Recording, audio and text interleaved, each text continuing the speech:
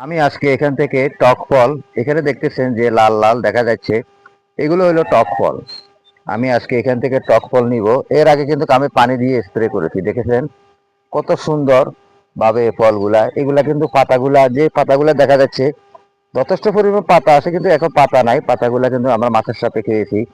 এই টক ফল এখানে লাগানো হয়েছে, চাষ করা হয়েছে। এটা আমাদের দোকানের সামনে অনেক পর্যটকেরা আসে এখানে, কিন্তু এখানে সেলফি তুলে নেয় কিংবা ফটো তুলে নেয়। তারা অনেক সৌন্দর্য উপভোগ করে। তাই আপনিও এইভাবে লাগাইতে পারেন আপনার বাড়ির আঙ্গিনা কিংবা বাড়ির দরজায়, বিল্ডিং এর ছাদে আপনারা এইভাবে টক ফল লাগাইতে পারেন।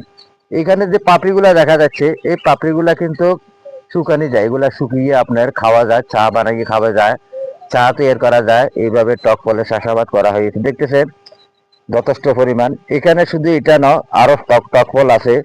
তাই আমি আজকে এগুলা পানি দিয়ে স্প্রে করেছি।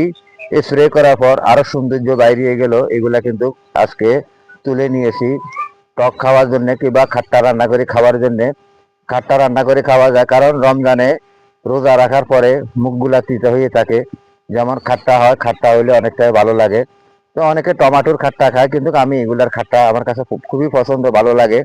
এগুলা খেলে আপনার রক্ত চলাচল কিংবা শরীরের জয়েন্টে জয়েন্টে অনেকের ব্যথা থাকে, বেদনা থাকে, ওইগুলার জন্য অনেক উপকৃত।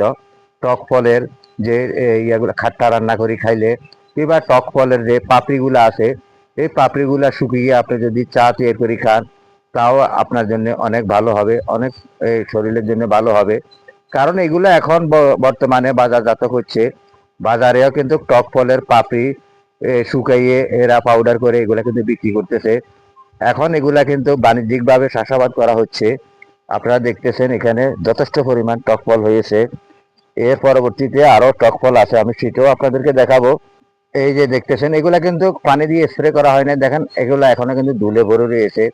কারণ এখন শুকনা মৌসুম, শুকনা মৌসুমের কারণে যথেষ্ট পরিমাণ ধুল এখানে রয়েছে কিংবা ধুলাবালু হয়ে রয়েছে। যখন বৃষ্টি হবে তখন এগুলো আবার পরিষ্কার হয়ে যাবে। এই টক ফল এখানে চাষ করা হয়েছে, দেখতেছেন।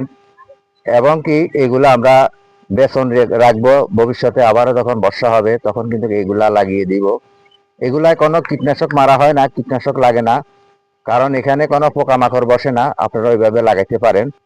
এখানে এগুলা চাষাবাদ করি, তারপরে এখান থেকে মানুষও নিয়ে যায় কিংবা আমরা এখান থেকে বিক্রিও করি। এগুলা কিন্তু পাউডার করব।